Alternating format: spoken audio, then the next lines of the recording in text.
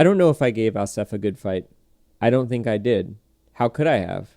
That was the first time I'd fought anyone. I had never so much as thrown a punch in my entire life. My memory of the fight with Asef is amazingly vivid in stretches. I remember Asef turning on the music before slipping on his brass knuckles. The prayer rug, the one with the oblong woven Mecca, came loose from the wall at one point and landed on my head. The dust from it made me sneeze. I remember Asef shoving grapes in my face, his snarl all spit-shining teeth, his bloodshot eyes rolling. His turban fell at some point, let loose curls of shoulder-length blonde hair. And the end, of course. That I still see with perfect clarity. I always will.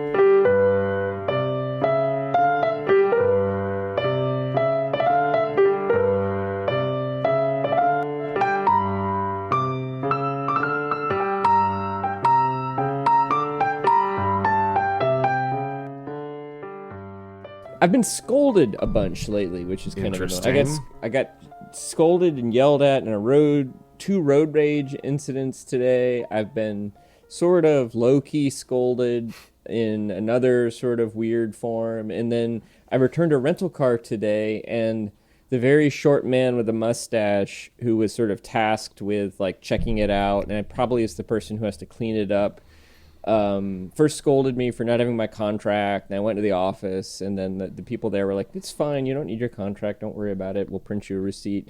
And I went back out there to grab something out of the car, and he walked up to me, and he was like, he pointed into the trunk, and I was like, what, did I leave something in the trunk? And I would say there was maybe like a teaspoon of white beach sand. Like, oh my God. I had been using the car to like go paddleboarding and surfing, but I'd vacuumed it out, and he said, next time use a mat. It's nasty. And I was like, what? And he's like, it is nasty for the next person. Next time you rent car, use mat. And you're like, no, like you're like, I thought you had like vacuum cleaners for this. Like, I mean, I did vacuum it, which is amazing. No one does that.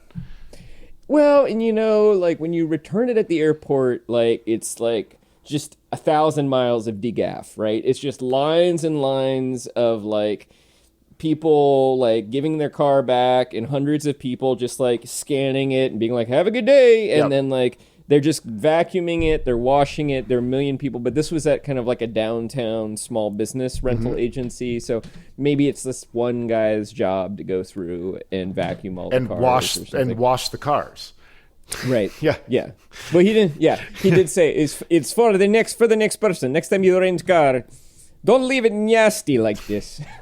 So I wonder if he was Latvian or Hungarian. It was something like. It actually very much reminded me of the scene in Beverly Hills Cop with, I forget the guy's name, Bronson Pinchot or the actor. Serge, who's like the art gallery manager, who is like, button up your shirt. It's not attractive, And Eddie Murphy is like, you're right. It's not attractive. And then they have this hilarious improv about the prices of the art. I see you like this piece right here. I don't know if you remember this scene, but I've actually never seen Beverly Hills Cop. Oh, yeah. It's masterful. It's basically like the premise is, in fact, I believe that Sedge is partially inspired by Eddie Murphy's character from. Oh my God, amazing! So essentially, like Eddie Murphy's character it's great. It's a great movie. He's from Detroit, and then for whatever reason, a friend of his is murdered by a gangster in Beverly Hills. So he takes some vacation time and goes to Beverly Hills to solve this murder. And then he has several kind of run-ins with the Beverly Hills actual police department, who at first are antagonistic, but eventually they sort of team up and work together. But basically the premise is just like every time he has to infiltrate somewhere, he just improvises a different lie in character, And I mean, that's all the joy. It's just like watching Eddie Murphy go into some club, and he's sort of like, where is Mr. Bagg? I need him to sign for this highly toxic material. It is, and he just comes up with different lies to like get past reception, to the various escalating levels of bad guys and bosses that he's trying to sort of figure out. And so I mean, it's great. And then often the actors, they get to play the various receptionists are also skilled improvisers too. Nice. So it's it's like a cop movie in a mystery with just a lot of like hilarious improv scenes in the middle of it. That's amazing. That sort of serve the plot. Yeah. Is Eddie Murphy known for doing quite a bit of improv during his in his scripts and films? I'm not sure about improv per se, but he is certainly known for having an incredibly wide array of characters. Yes, right. That's true. And including like characters of many different ethnicities. Like, but yeah, no, I highly recommend Beverly Hills Cop and the sequel. The third one is not supposed to be good. And then they just made a fourth one that I thought was actually pretty good. Wow. Too. And I didn't watch them until 10 years ago or something into my 30s or 40s. Yeah, it's because they were sort of like ubiquitous. You'd see it on TV, right? It's like they're similar to Fletch. Like they show up in syndication in the same way that Fletch does, and you're like, which one is this? Is this Fletch Lives? Yeah, or the vacation movies. Right? Yes, of course. Yeah. Yeah, you see Eddie Murphy in his like Detroit jacket and his sneakers, like jumping over a wall somewhere into a garden somewhere, and you're like, which one is this? One is it? And you're like, always very tight jeans, always like awesomely tight, very stylish, acid wash jeans. It was the kind of jeans that in the 80s, some human being would have had to spend about 6 weeks wearing those jeans at all times. Yeah. And like washing them and then letting them dry on their body. Yeah, to get that exact effect. To get that exact effect. Now they can kind of make it, although nowadays when you buy jeans and they've been pre-aged, they wear out really, really quickly. Whereas in those days, you had to spend like a solid, 6 weeks aging your jeans. But once they aged in, you had them for like 2 years. Yeah. Like they were great. Yeah. The 80s, man. Yeah, let's talk about this book. I think that's I really approve of that segue. 2003, Khaled Hosseini's debut novel, The Kite Runner. In the first half, we got our narrator Amir's childhood in Afghanistan and the terrible thing he does to his childhood friend Hassan. We move to the U.S. To escape the Russian invasion, and Amir and his father Baba begin trying to assimilate to American life in California. They begin to sell trinkets at a flea shop, and this is where Amir meets his swap meet princess, Soraya Tahiri. And we sort of closed up the last session with them beginning a flirtation, and then Amir's father taking quite ill. So that's the recap of the recap. Do you want to start off with this first half of the second half of the book? Soraya and Amir do marry, and Baba does die shortly thereafter. And there's a period where Baba, I think, lives with them and is taken care of by Soraya and kind of gets to see his son domestically happy. Soraya and Amir are pretty happy. Mm-hmm. And I would say there's sort of two challenges to their happiness, and one is Soraya's father, the general, is kind of a difficult person, and maybe more difficult to Soraya than Amir, but it weighs on both of them. And then related, Soraya and Amir want children, but seem to be collectively sterile, and we're not exactly sure why. They pass a bunch of tests, and yet they still can't have a baby. Mm-hmm. In the midst of all this, Amir sells the novel that he has been working on. Similarly, I think to Khaled Hosseini, sort of writes a novel, sends it around to some agents. One writes back, says, "I like this. I'll try to sell it for you." 6 months later, they have a book deal in advance. It's like the way these things are supposed to happen, and rarely do. Yeah. So that's good news. And then, maybe there's more stuff that happens, but my recollection is sort of like 16 years goes by, you know. They're childless. They have a pretty good relationship. The in-laws age. They stay close together. And then Amir hears from his old father's friend, Rahim Khan. Yeah. Raheem asks Amir to visit him in Pakistan. So we've jumped back to the prologue. Right. Basically. This is the very first thing we read happening.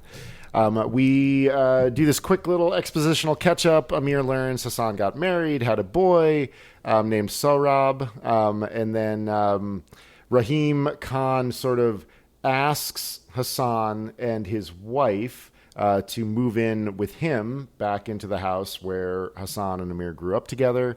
And then we get the first of our sort of like major reveals / plot twists that Amir's father is also Hassan's father. And had an affair with Hassan's wife. We learn this because Hassan had also tried to have a child. Ali, Hassan's father. Sorry. Ali had tried to have a child in a previous, I'm not sure marriage, but a previous marriage. Previous marriage. He was married. A woman left him. He got married again. Mm-hmm. A woman had one kid and left him. Yeah. And this is a particularly nasty betrayal on Amir's father's part because Ali and Baba were best friends too, and Rahim Khan has known this for years, and I don't think ever told Hassan, and is only telling Amir this now. So Amir feels very angry and very betrayed by this, but that also makes him realize. Well, the other thing we learn is that Hassan always stayed loyal to Amir, apparently is completely without bitterness. He has passed a letter from Hassan. Hassan has learned how to write, I believe in Dari or Pashto, has written them this beautiful letter about his life. But this is a time where the Taliban are taking over Kabul, and there are tremendous fears about what's going to happen. They disallow kite running. At one point, there's a massacre of Hazara because the Taliban share the general Afghan prejudice against Hazara. And then there's an incident in which Hassan and his wife are both murdered by the Taliban. And this is heartbreaking. Amir has just learned that Hassan, seems to have forgiven him, never doesn't seem at all bitter, but then loses him all at once to this news. But then, of course, that leaves Sohrab, the boy, who Amir now realizes is his nephew. Right. And is also his last chance, perhaps, to do something to make up for the way that he betrayed Hassan, first by not intervening when Hassan was attacked and raped, and later by forcing Hassan out of his household because he was overwhelmed by guilt. So guilty, yeah. And so Sohrab is back in Afghanistan, and apparently, in an orphanage. And Rahim Khan suggests that Amir can go fetch him back and bring him to another orphanage, this one in Pakistan. Yes, run by a very it's like Bert and Peggy or something Peggy, like that. like Shelley Caldwell, they've like just like stepped off of the lawn in Kennebunkport or something like that. The names sound like an invention. They sure do. They sure do. But Amir does travel. Betty Caldwell. That's right, Betty Caldwell. Yeah. I think like. Maybe in addition to fantasy name generator, it's Jim, right? Jim and Betty Caldwell. Jim and Betty Caldwell. Yeah, like there's like, instead of fantasy name generator, there's like, give me 1960s American white name generator. They could also be like, give me parents of Patricia Highsmith characters. Yeah, exactly. Yeah, like I have no idea where your son Herbie went, Mr. Caldwell. Do you have that? The last time I saw him, he was alive and well. Do you have that dictionary of waspy baby names, babe? I need it. The waspy baby name dictionary. I need 2 implausible names for some old white people. No, you only have the 1957, but not the 58 edition. Okay.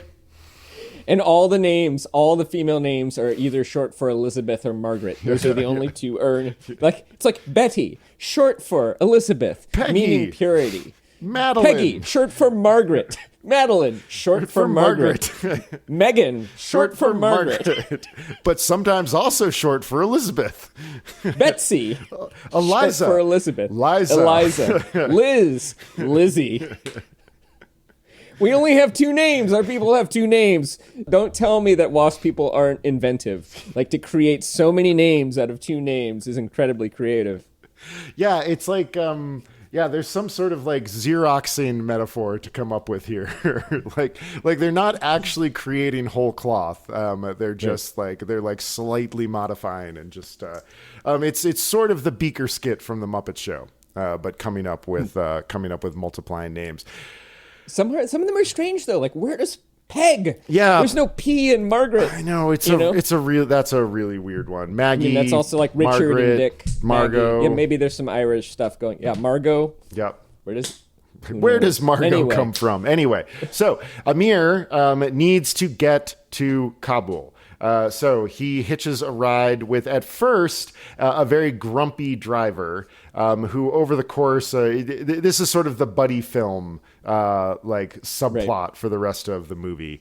We head back towards Afghanistan with this driver who doesn't like Amir at first because he, kind of ran away.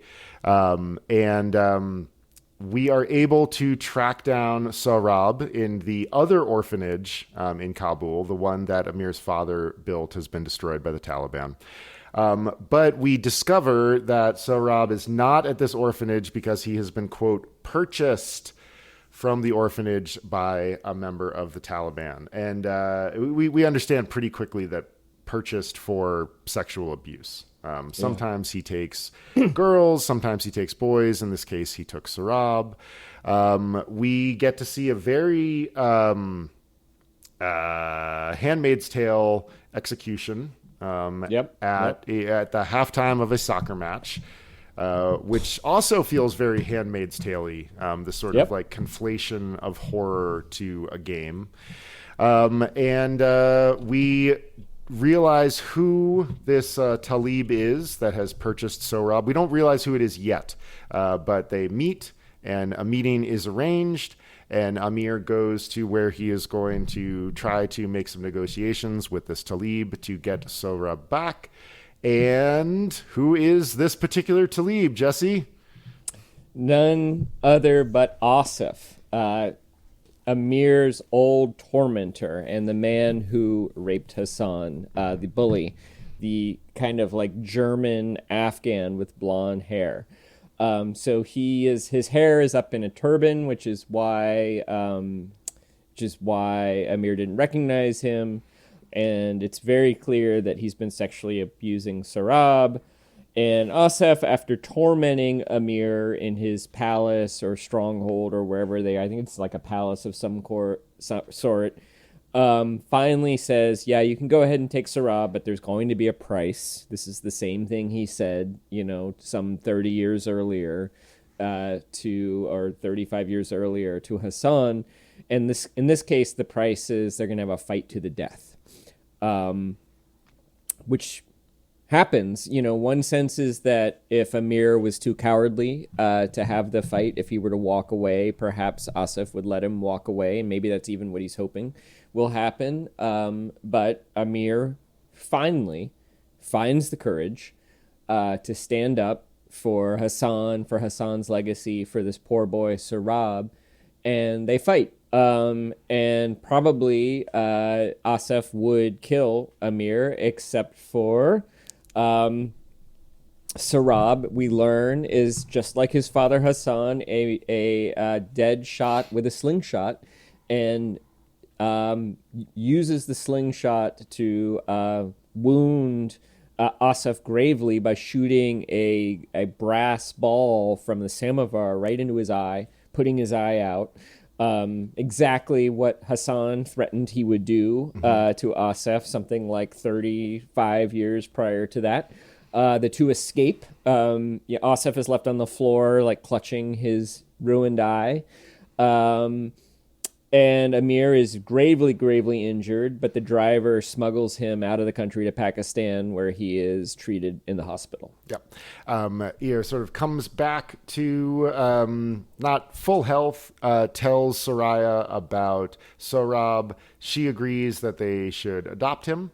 Because it turns out, in fact, that Shelley, Betty, Jim, Betty Caldwell, Chad, Betty and Jim Caldwell Mike, are complete and inventions. Paul are all totally fake. And Raheem Khan, maybe to duck that little bit of sleight of hand, has disappeared, leaving a note saying that he's also dying. He's gravely ill. Yeah, and he says, "I don't want to be found. I want to die alone." Heads off. And he left $2,000 behind, to sort of settle all this. He also writes a really lovely passage about essentially how Baba, Amir's father's guilt about betraying his friend is what led to all the greatness of his character, too. Which is, it's an interesting moment, especially since Amir has discovered this courage now in protecting the boy. And it also seems to be driven by his guilt to some degree, too. And so we sense that Amir gained some peace around his feelings of anger and betrayal at his father proving to not be the perfect man that he thought he was. Yeah, there's a real sort of generational doubling here. Amir gets a chance to be guilty but not go to his grave with the guilt. And there is much doubling. Yeah, there is much. Nothing happens once in this book. Yep. Yeah, exactly. It's quite neat. There are no unfulfilled promises. There are no unrecognized threats. There are no unrequited commitments. There are no unreturned betrayals. Yeah. Everything is answered. Yeah, the crochet tapestry of this book is complete. Nothing has been left to the reader to figure out. Every narrative billiard ball finds a pocket. Yeah, exactly. So one of the issues, though, is that getting Sohrab home is going to take some time. And Amir kind of floats to him this idea that he's going to put him back in an orphanage while he figures this out. Sohrab is heartbroken about this because you get a very clear last time sense. He was in an orphanage, he got raped. Yeah. And maybe not just from Asif, maybe from others as well. So he tries to kill himself in a very clear doubling of the INS agent, Raymond something, who is a bit of a dick at first, but turns out to have a daughter that killed herself. And Sohrab survives after Amir does quite a bit of praying to keep him alive. And a visa gets arranged. They go back to the States. Sohrab is quite depressed. And then we get to see the September 11th attacks happen. And the Afghan community of the Bay Area kind of jumps to it to support Afghanistan. And then we close. Sohrab smiles a bit when Amir takes him to fly a kite. And done. It's wrapped up. It's all Not wrapped just up. fly a kite, but they also engage in a kite fight with somebody else in the Afghan community, and they win the kite fight, and that's the moment that Sohrab smiles. It would be great if they just attacked somebody else who didn't understand the game like that. I think that would have been awesome. Just like some random person flying a kite. Yep. Yeah. Just like, hey, you know what, kid? Let's go over there and cut their kite. Yeah. I bet they don't even have glass lining the line of their kite. This is going to be the easiest kite fight of all time. We did learn that in one of the flashback scenes that when Sohrab was even younger, Hassan, his father, would take him to the kite fights, and they would watch together, and they would run the kites. And do some together. kite running as well. Yeah. So you've got a question to kick us off about courage. Yeah. What is your understanding of the narrative explanation for how Amir finally finds the courage? And the most profound moment is when he stands up to Asif and fights him rather than abandoning Sarab. And there's even a moment where he's being beaten probably to death, and he starts laughing. Yeah. Again, an echo of a story that Asif told him not 2 minutes before. But he's laughing because he has the courage to stand up and that he's free. He's no longer imprisoned by his cowardice. What explanation does the book give for how Mir has affected that personal growth? Yeah, that's a good one. I think it is the shock of learning about his father's affair and the fact that Hassan is actually his half-brother, which makes the guilt even worse.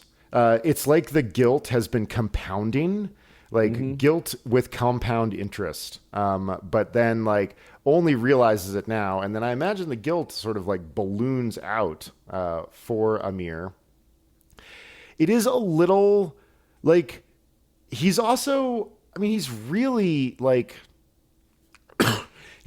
taking some chances with the fact that he has, you know, like a wife and a life like that he is responsible for back in the States. But I mean, I think, you know, this book is, I think we're already hinting at the fact that we are going to probably have some things to say about the like swap in, swap out elements of all the doubling. And that I think that he's been so guilty and he's almost told the story several times. And I think he does tell the story to Soraya.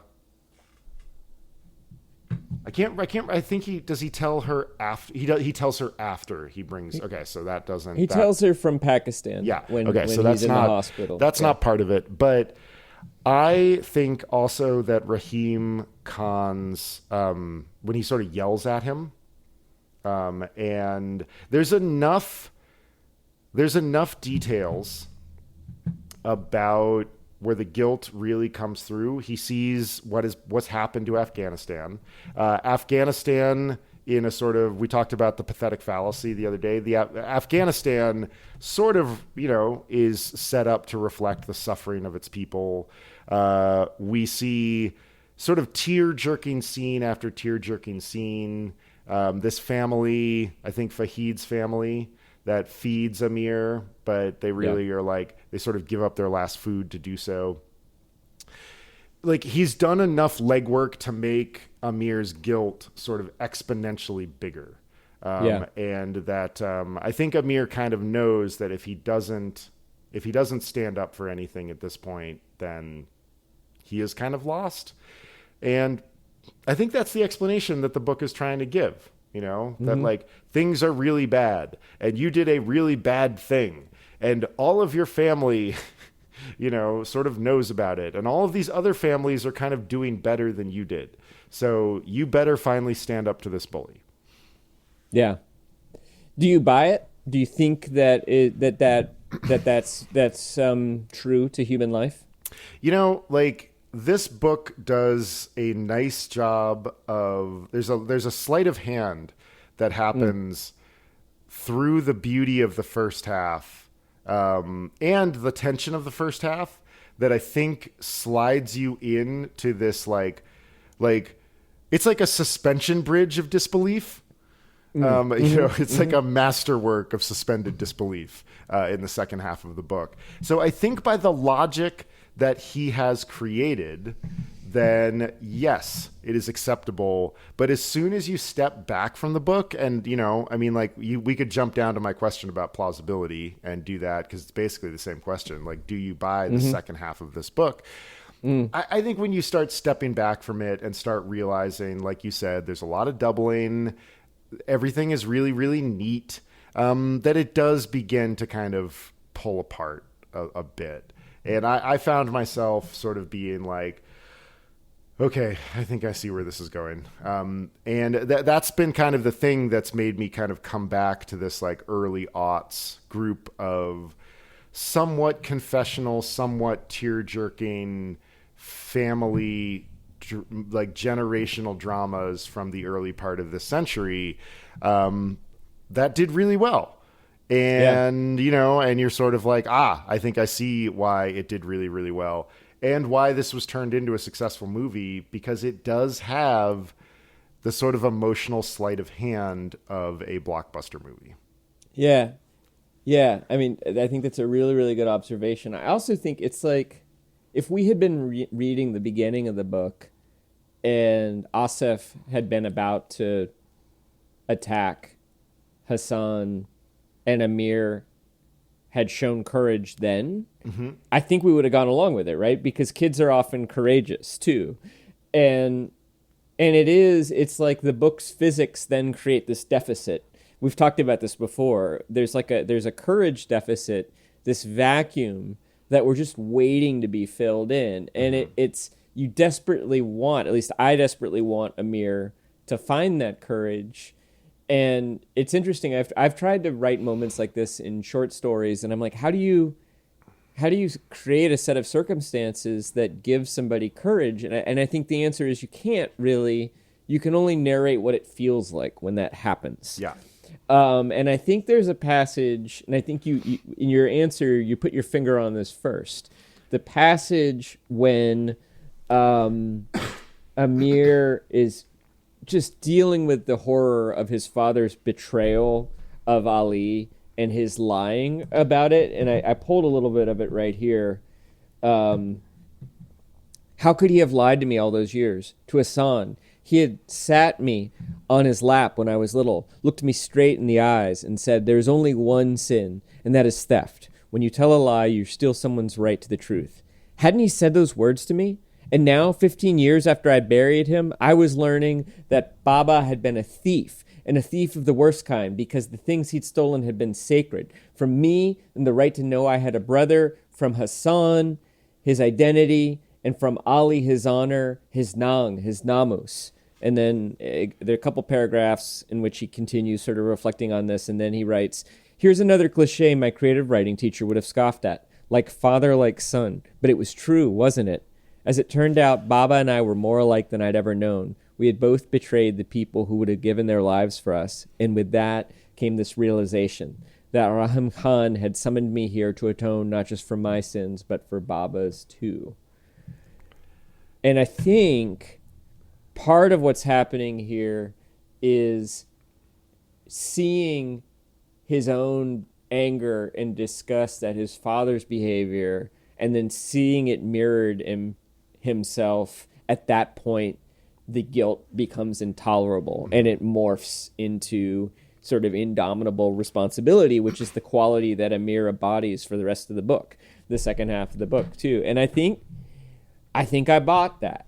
I think I bought that, like, at a certain point, you reach the point of, I just cannot live with the idea of myself as somebody who's not, who is a thief of the truth. I can't. I'd rather die.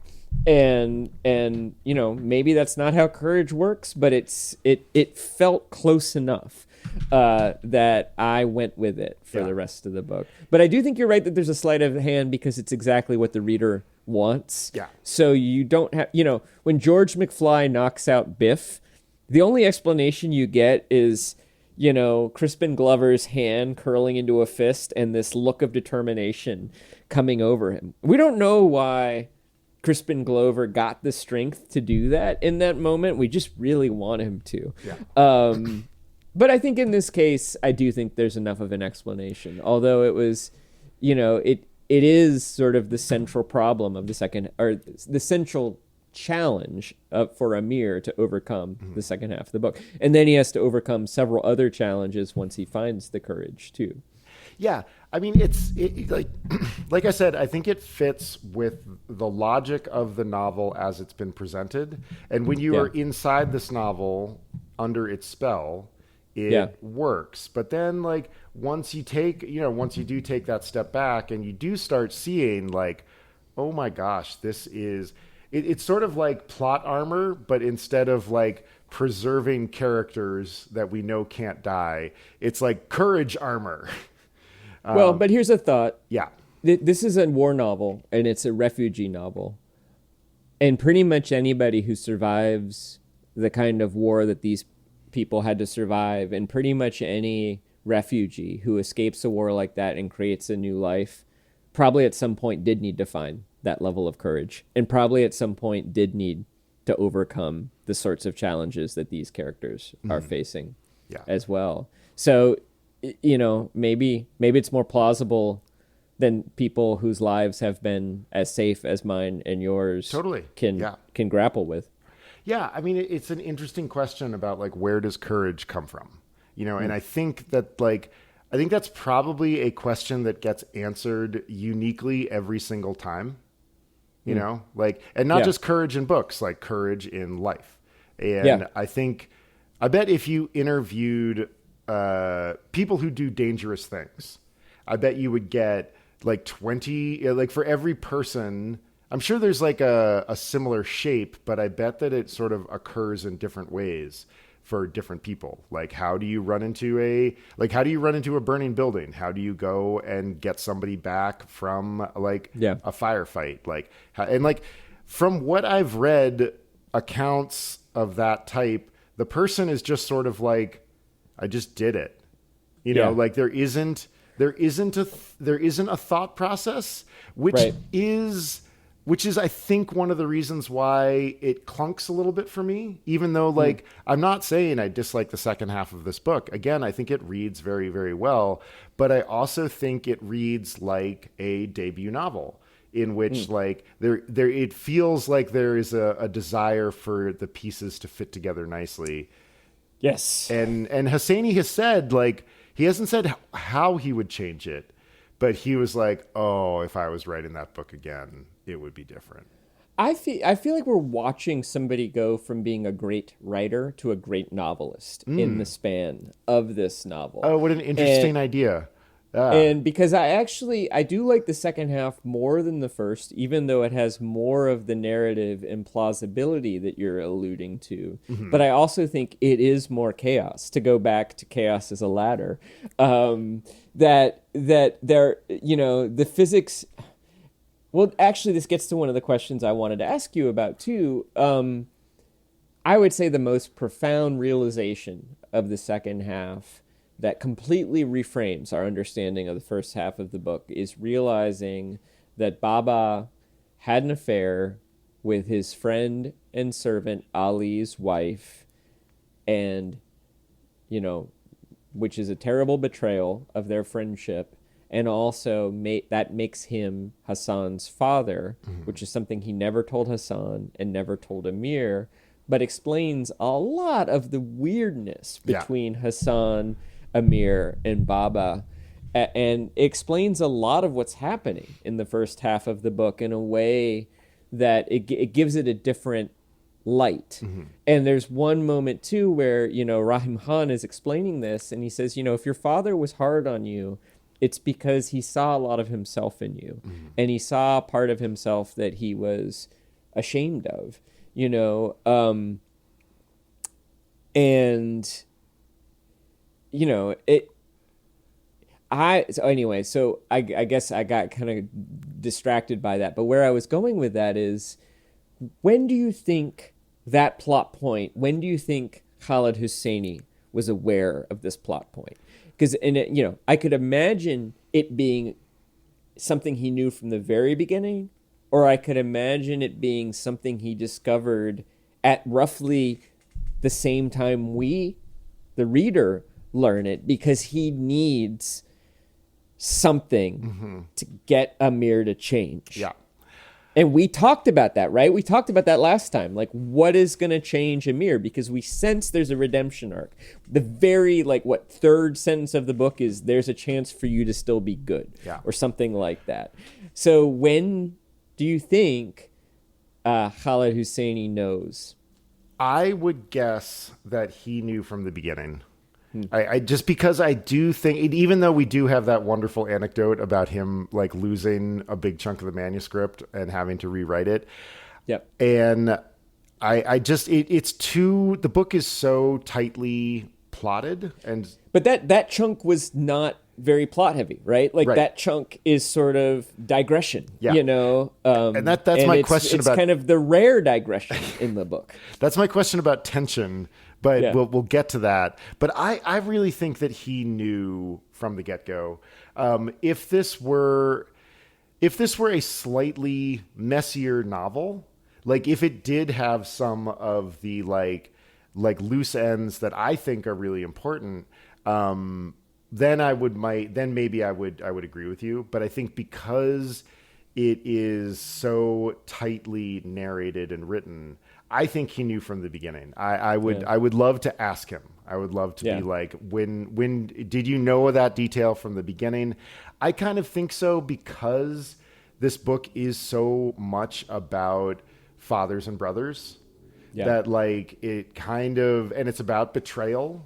And it's about lying, that if he didn't know it from the beginning, I bet that the first third of the book was heavily rewritten after he discovered it. Right. Like something like that. Like maybe he gets to that point in writing and is like, oh. And then he has to go back and he has to add all those little details that Amir remembers that, you know, should have been clues to Baba's, you know, I wish Hassan was here right now during the graduation, or his father's expression when Hassan's hair lip has been cured in surgery, and several other Hassan, you know, his father's tremendous sense of being upset when Ali and Hassan leave the household, your family, which, you know, that could have been true anyway, you know, because of the sort of feudal relationship that they all have and the closeness that Ali and Baba have would be enough to make that true. But yeah, he could have gone back and added those details. But I tend to think you're right. I tend to think that this book is a big math problem that Hosseini created first, and then he added all the details. I mean, you know, he probably had a few sketches. You know, here and there. He had a few scenes sketched out, but then he sort of knew the story that he wanted to tell. And, you know, as we observed in the first episode, the physics of the book are perfect, right? And they almost a little too perfect. And they continue to be that way, I think, in the second half. Talk to me about the tension of the middle third of the novel when we're in America. Did you? What is the tension that you located in the middle third of the book? Oh, that's interesting, because I feel like that's the least tense part of the book. When I saw you had a note about tension, I was like, oh, the tension of the fight, or like the tension of the suicide. I guess the tension of the middle third, you articulated it last time, which was sort of like, where the hell is this going? You know, like it sort of feels like we're done, right? Yeah. Now but we know that's not the case, because of the first paragraph tells us that Rahim Khan gets in touch and there's still a chance you can do good, and because there's unfinished business with Hassan. So we know there's unfinished business with Hassan. Maybe you're getting at the other tension is what the hell's happening with Hassan all this time too. Which you also mentioned last time, and I think that's a really good observation. But I don't know. Maybe you have another answer in mind. I don't. But maybe my question is more: did you feel tension in the second third of the novel? No. Right. Yeah. No. I know. Not really. It felt very ordinary. Yeah. It felt but I guess I felt like I stuck around, A, because we had to tape a podcast, but B, because I knew we were going to get back to the narrative thread.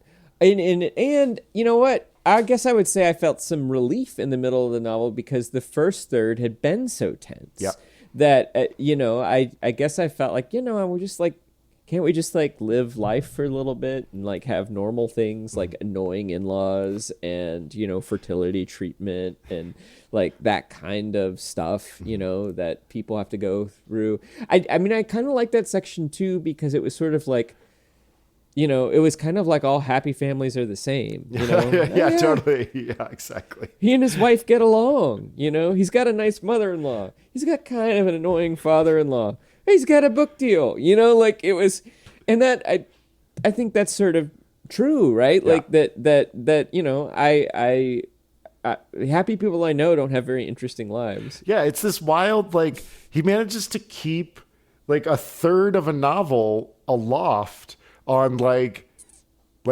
upper middle class happiness. And like, you know, and There's like, but he's laying some physical groundwork, right? Because two things I think are really important. And one is Sahara, the wife, is also kind of out of favor with her father because she dishonored, quotes, the family, and by running away with another man and, you know, having sex out of marriage. And you know, Amir loves her and marries her in spite of this. Her mother is incredibly grateful. I think her father is also grateful, but kind of embarrassed. And so maybe doubles down on, you have to be an Afghan man. And at one point they talk about adoption. And he says, you know, adoption's okay for Americans, but not for Afghans. But we are setting up some things, right? We're setting up that they want kids. Yeah. We're setting up that they can't have kids. Again, we have this mirroring and doubling because Hassan does have a kid. Yeah. And, you know, you have two parents with no kid, and then you have two parents with a kid who are murdered. The equation's out of the balance, right. So we got to murder the two get rid of the parents. And fortunately, we have the Taliban for that. They'll murder anybody, you know, and like it. And so then the equation comes back into balance. But now the problem is we have parents in United States and we have kid in Afghanistan. So how do we solve that? Well, Rahim Khan, you know, and so like, so that's sort of being set up slowly but surely. But I you know, I actually kind of appreciated the middle third of the book. I like, you know, I think you've talked about how the reader needs to rest from time to time. Yeah, and I like, I'm not slagging it. It's just it was interesting to me to be like, wow, we're really like supporting a long stretch of pages on like a minor familial, you know, like thing in the scope of what we're dealing with here. You know, like displacement. He did move us through it pretty quickly, right? Like after the marriage, how many chapters does it take for 16 years to go by? It's like 2 chapters, and we do 16 years. Yeah, it'd be interesting to be like, okay, what's the page count on the on that? But yeah, I mean, I was like, okay, we need some upbeats, and we get some in here. And you're right. Yeah, we are really doing a lot of more plot setup and plot scaffolding for the final third of the book. But you know, I bring it up because like it's another place where we can see like the seams, and the seams are so sort of like watertight. You know, like you know, everything. I imagine. I don't know. You know, there's what is it? 1,000 Splendid Suns is his next novel. I'm curious to read it. I would imagine that as a writer now, the upbeats would not all be in the middle third. You know, I imagine now that one of the things he's likely learned is we probably should have had more stretches like that in the original third, like the first third, and more action in the middle third. That would be my best guess. That the upbeats and downbeats might be staggered throughout the book. That might be some learning that happened in the course of this novel. Yeah, from what I've heard, 1,000 Splendid Suns is the superior book. You know, like the more of his kind of like, and I mean, you know, again, this is like this is very well done. It's a well-made book. You know, it's not, but it's just like it does. It fits perfectly for a movie. Like it reads sort of like the treatment for a big budget Hollywood tearjerker, and that's what we got. You know, I gotta admit, like, it jerks some tears. Like, I mean, when we first hear about Hassan being killed, I think we get the details, and interspersed is Amir's internality. No. Yeah. And I was thinking, no, you know, no. And then, you know, before the fight, and also when Amir discovers Sarab in the bathtub, you know, I was wrecked by those scenes. They did their job. I thought, even though I could recognize I could recognize the way I'd been set up for it, and I could see the seams. Hassan's death was probably the biggest surprise of the book for me. Okay, major spoilers for The Departed, of the a film from almost 20 years ago. When we learn that Hassan gets murdered, and I really like the way that he did that, just like you described, that internality. I had the same, like, oh shit, really? What? Like, we're not going to get a redemption arc that includes Amir and Hassan. It is very, very similar to the moment when Leonardo DiCaprio is just like shot in the back of the head in like a moment in an elevator. And you're like, oh my God, that's our main character. Right. Like, shit. And that's what you get for not learning the Boston accent, Leo. Yeah, some assistant producers like, it's called the T. It's not the subway. Pop, pop, pop. Why are you always texting in your pocket? It is that's a frustrating moment for me narratively in that movie. But I was surprised in both the film and the book, and that was probably like the moment where I was like, oh shit, like Hosseini's no longer pulling his punches. Yeah. So that actually brings up one of my questions. You could have a book where the plot is, instead of Sarab being in an orphanage and then being molested by Asif of all people, instead Hassan and his wife are in prison. And instead Amir's quest is to go and get them out of prison, and they reunite. I think that part of Khaled Hosseini's narrative math here is, towards the end, in the final third, there are a couple of moments where Amir is extraordinarily lucky.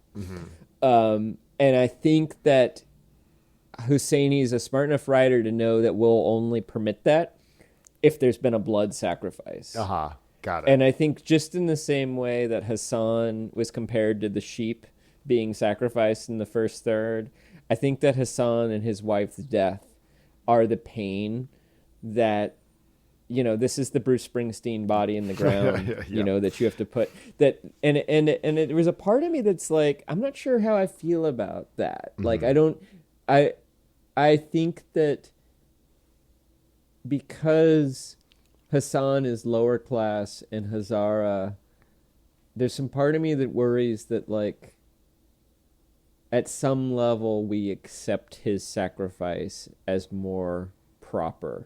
Kind of like if Sam Gamgee had died. Oh God! You'd been like, well, that's. Oh God! He is the servant after all.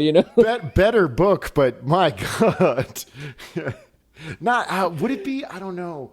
Ooh, yeah, that would be intense. But do you hear what I'm getting at here? Is that I think that Hosseini sacrificed Hassan for the sake of allowing, to me, the three big strokes of luck are winning the fight with Asif, the fact that Sarab did not die when he slit his throat, and then eventually getting the visa pretty quickly.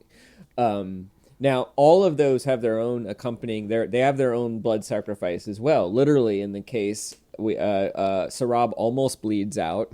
Amir is almost killed. His teeth are knocked out. But I think at some level, Hosseini suggests that's not enough. My character is getting away with an awful lot. So we got to have some really bad things happen to him first. But note that I'll say really bad things happening to him. Yes. I feel like Hassan dies so that we can understand that really bad things have happened to Amir. And there's some part of me that's like, well, isn't this Hassan's story too?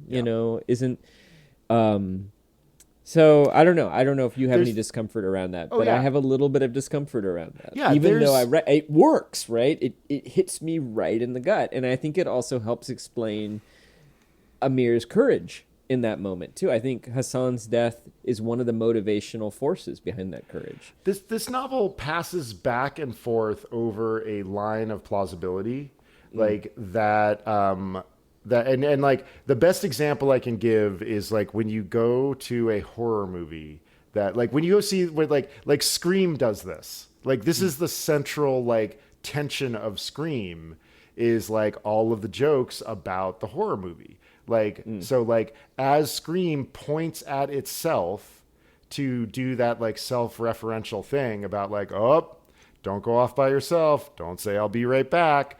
Like there are moments where this book stays on the sort of like well-written novel side of plausibility. And I think you're right that like on that side is like, we need a blood sacrifice. Like we need that. But it also tips over, just like you're saying, into like, okay, why do we need Hassan to do that? We need that to balance the math. We also need it to like bump up the emotional, like things have been sagging for a little bit. You know, we've been off like not being able to have babies in San Francisco. Let's like ramp it back up. Like things are bad in Afghanistan. That like, it's sort of like fan service, except it's like emotional service. Yeah. I was just thinking, have you seen the movie Punch Drunk Love? No, I haven't. So that movie's good. Okay. And it's got to be, I think, like maybe Adam Sandler's best performance that I've ever seen. And essentially, the plot's very simple. Adam Sandler falls in love with a woman. They fall in love, and Adam Sandler discovers courage because of that. Simple, but it completely works. And there's a bully character who kind of reminds me of Asif a little bit, played by Philip Seymour Hoffman. And there's this moment that's kind of similar to, except for the stakes are lower. Like probably no one's going to get beaten to death, but there might be some blows or there might be some intimidation or something like that. And I forget exactly what, but somehow Hoffman's character threatens Emily Watson, who's the wonderful British actress, not Emma Watson, Emily Watson, who Adam Sandler's character falls in love with. And there's this moment where Adam Sandler just turns and he's got this look in his eye and the character immediately backs off. And they could have fought.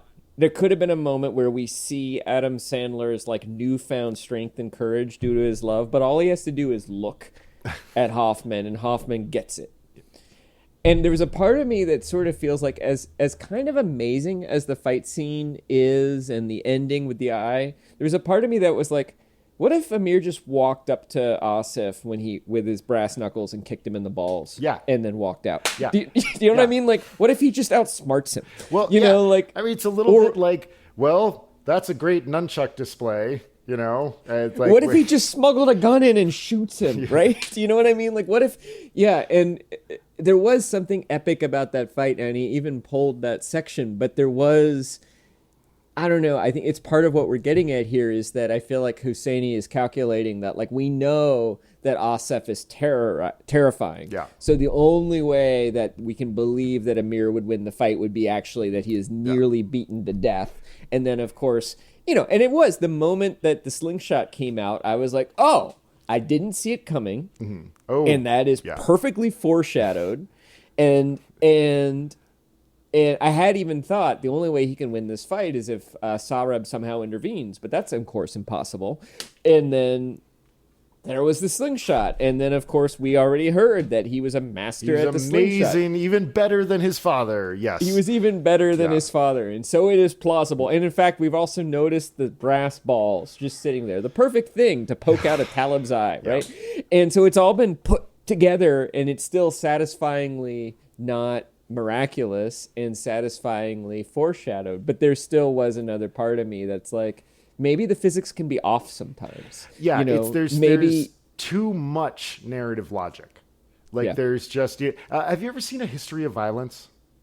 Yeah. So so A History of Violence has like not quite enough narrative logic, which is what is necessary to power the like, this is a really weird, strange, and like maybe this is the way that violence can sometimes happen.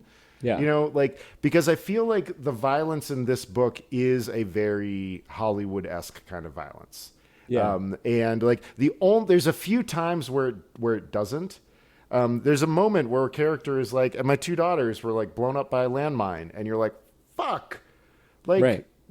Jesus, that's like, I mean, and that's the like randomness of violence that like is more affecting than this sort of very neatly choreographed violence. And in a very neatly choreographed book. Again, I think the logic, once you're sort of immersed in the magic of this narrative, it works. But this was the setup of the fight that I thought was interesting. The thing I thought was kind of interesting is that the fight was narrated in the past tense, like through memory. So I'm just going to read that, and you might drop out. But here we go. I don't know if I gave Asef a good fight. I don't think I did. How could I have? That was the first time I'd fought anyone. I had never so much as thrown a punch in my entire life. My memory of the fight with Asef is amazingly vivid in stretches. I remember Asef turning on the music before slipping on his brass knuckles. The prayer rug, the one with the oblong woven Mecca, came loose from the wall at one point and landed on my head.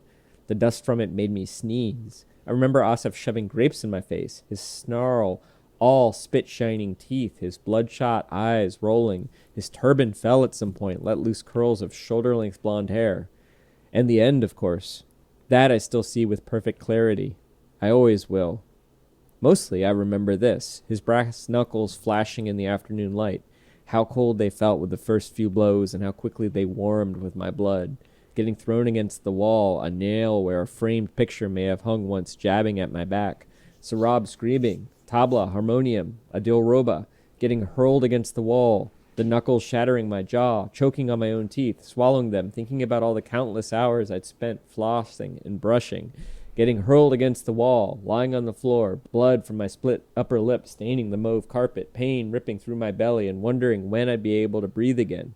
The sound of my ribs snapping like the tree branches Hassan and I used to break to sword fight like Sinbad in those old movies.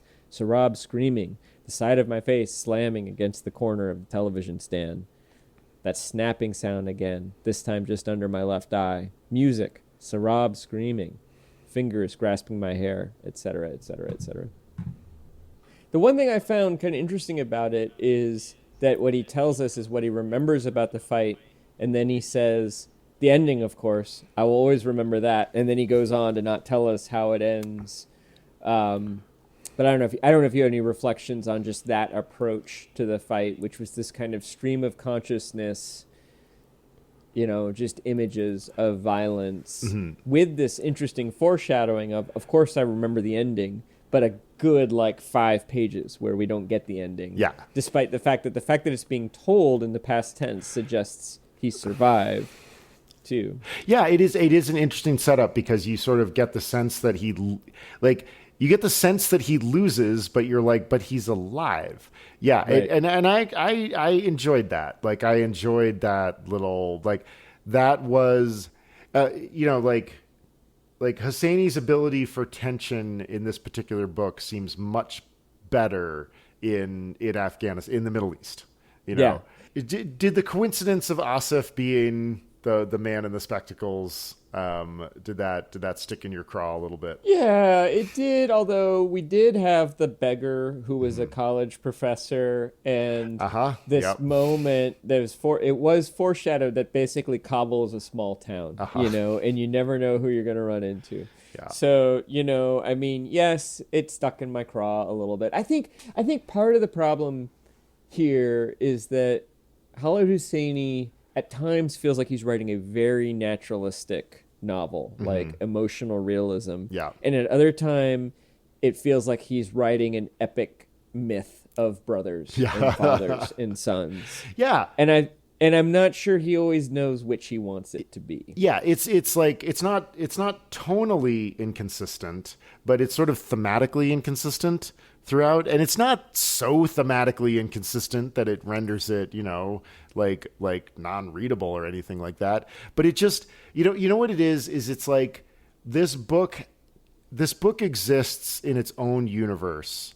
Yeah. And no other universe, I mean, I think if the Talib had not been Asif and had just been, some horrible Taliban guy who played the same role, it would feel more naturalistic. It would feel more like in this world. But something about it being awesome, and the fact that Hassan literally threatens his eye with the slingshot and says, you better back off or they're going to call you one-eyed Asif. Yeah. And then 35 years later, his son puts the same, and of course, like, we're getting biblical here, right? Like, it's not a sling, it's a slingshot, but it's David and Goliath, and it's an eye for justice, right? It's not an eye for an eye, it's an eye for a rape, or it's an eye for 2 rapes. But it is. It's a great yarn, but it never passes beyond the place of yarn. Like it really, you really do feel like you can hear the strings swelling, and in the closing pages of the book. I don't, but there's a part of me that's like, if you went and talked to enough Afghans in San Francisco, you'd find somebody who was like, oh yeah, this is my nephew. I had to go rescue him from this like Nazi Taliban guy, and we poked his eye out in order to escape. Yeah. And you're like, oh, maybe that did, maybe that happened to somebody. Like, I mean, and this was what I was getting at refugee stories earlier, that people who survive war zones, these things that seem incredibly far-fetched and coincidental to us, maybe there's more truth to them than we realize. Well, because I mean, it gets back to the whole idea of that, like the events that are happening out there right now are like fantastically low probability, but something has to happen, right? And so, like, and I think the place where this novel stumbles is that there's too many high improbability things that occur. So and all in service of kind of the mythic, the mythic balancing of every narrative weight, right? That Hassan's son takes his revenge on his father's rapist by doing exactly what his father threatened to do 40 years earlier or 35 years earlier. That happens. All of these things happen in this way. And that's when, you were sort of like, we're not just setting up the chess pieces up. We're sort of making them do aerial ballet, in order to achieve this perfect thing. And so, it loses naturalism. And I think it's okay. It's okay. It's a good story. It's a great novel, I think. But it is, I think there is ultimately a narrative confusion about whether we're doing myth in which you do want perfect narrative physics, right? Like whoever springs from Athena's head better have Athena's quality. Versus a naturalistic, emotionally realistic novel that will have twists and turns, and the narrative physics will be out of balance. Some people will just be unlucky. Some people will be lucky. Some things are just unpredictable. And right, because life is weird. A emotionally realistic novel turns on the sort of like inanities of like human behavior. Those are the that's what you have to put into place to make a emotionally realistic novel work, is that it's like character choice. And in myth, it's never character choice. It's character unchoice is what powers myth. Let's do some trivia. Okay, I think you were the host. Yes. Okay. So in the book, the Ghazi Stadium is a soccer stadium, and it's the site of a horrific public execution by the Taliban in the book. We learned by Asif. This is inspired by a true event. The Taliban did, in fact, conduct at least one public execution in Ghazi Stadium. However, Ghazi Stadium has also been the location of happier occasions. What happier occasion did Ghazi Stadium once host? Hopefully this will be a nice palate cleanser after all of this. Was it A, an exhibition soccer game between the U.S. and the Soviet Union in 1987 to celebrate Reagan and Gorbachev's anti-proliferation treaty? B, a concert by Duke Ellington as part of a State Department tour in the 1950s. C, a demonstration of aeronautics by a group of French aviators, including Antoine de Saint-Exupéry. Or D, a 1/4-mile long diorama of the ring world. That would be amazing. Which, if you think about it, a soccer stadium would be great for that. Be a perfect place to do that. Yeah. Oh boy, I really want it to be number one. I really want it to be A. I want it to be Gorbachev and Reagan palling it up and an Afghan soccer stadium. Duke Ellington. Eat some kebabs later. These are pretty good. Mikhail, what do they call these? You've got something on your forehead. No, it is. It's birthmark. Oh, just kidding. It is shawarma sauce. Good joke. Birthmark is on the other side. Okay. It's nasty. Nasty. It's nasty. My birthmark. You're nasty. You're nasty. Ronald. Clean up the shawarma for next driver. Next time you rent kebab. Your truck. name is very difficult to say in Russian mouth. Ronald. Ronald. Reagan. Ronald Reagan. Now it just sounds like we're playing Led Zeppelin backwards. You need the choices again. Duke Ellington USO Tour was the second one, and I need number C. Number C. Number C is a demonstration of aeronautics by a group of French aviators, including Antoine de Saint-Exupéry.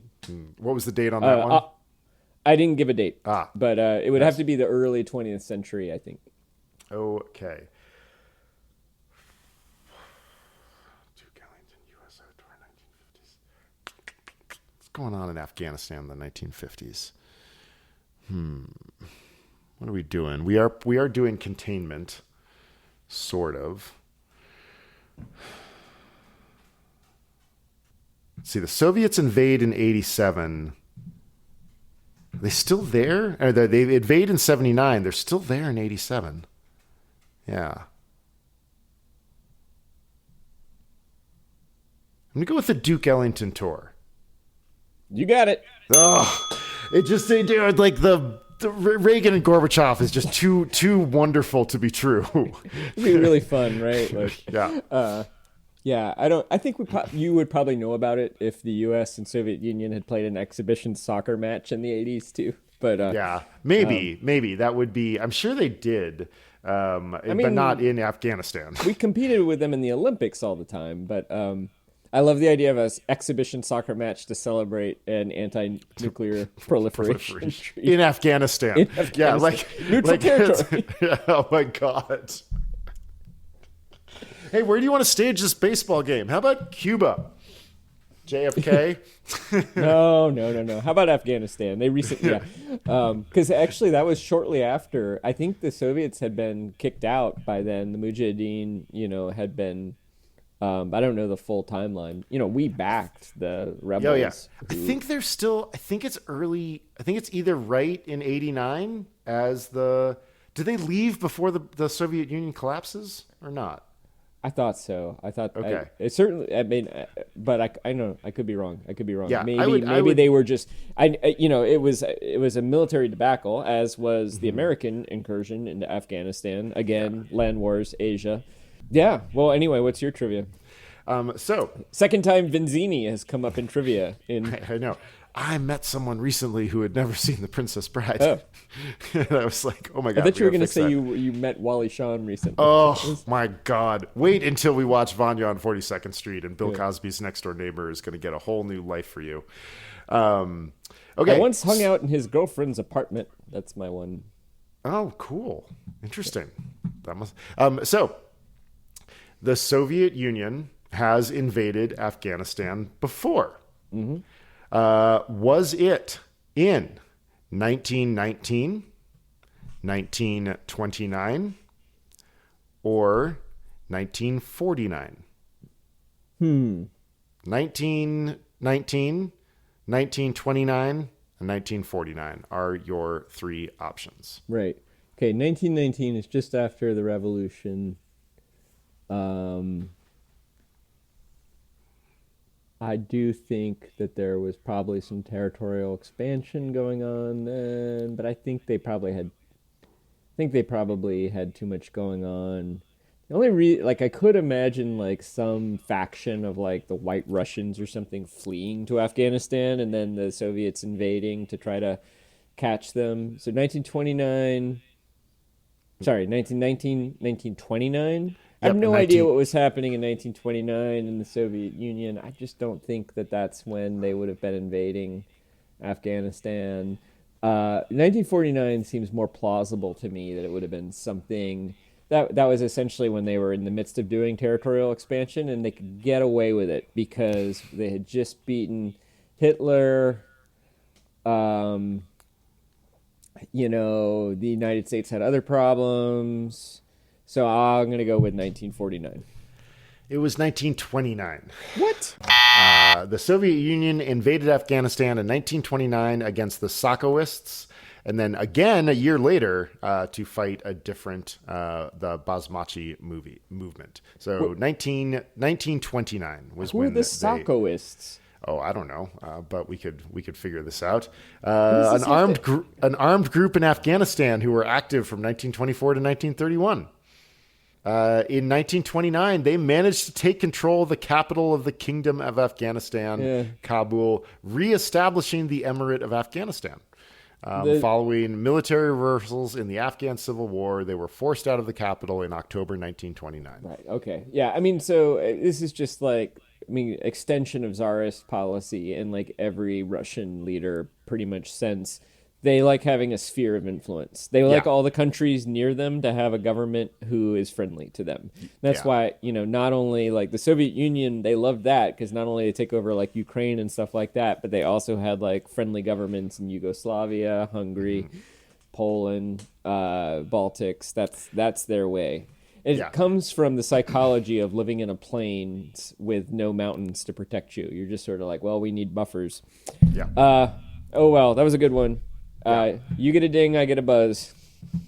So, everybody, thanks for listening. Next up, we shift into a series of plays and then a single novel. We are going to be moving next to two of Anton Chekhov's plays, The Cherry Orchard and Uncle Vanya. And then we're going to watch two films of adaptations of those plays, The Cherry Orchard, and then Louis Malle's Vanya on 42nd Street. And then we're going to read Gary Steingart's Our Country Friends. Our Country Friends, a 2021 pandemic novel that we both think is going to be very apropos for Chekhov. So we start with the thing they should read for the next episode is The Cherry Orchard? Yes, and we'll put it out on Instagram, what translation we're going to go with, and on Twitter. But, you can really read any translation of The Cherry Orchard. But we're going to be using the David Mamet sort of, he went from a literal translation to get his versions and does a really good job of it, I think. Interesting. And before we do the credits, Chris Bagg, will you read The Kite Runner again? I don't think so. I think I got it. Yeah, I hear that. Although I am very, if I ever wanted to read a book for perfect narrative physics, this would be the one. So I could, if I ever wanted to teach sort of structuring the plot of a novel, I think this would be a pretty good choice to go to for that.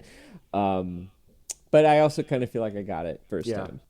Upper Middlebrow is a small point production. Chris Bagg and Jesse Dukes can get you over the Khyber Pass for a price.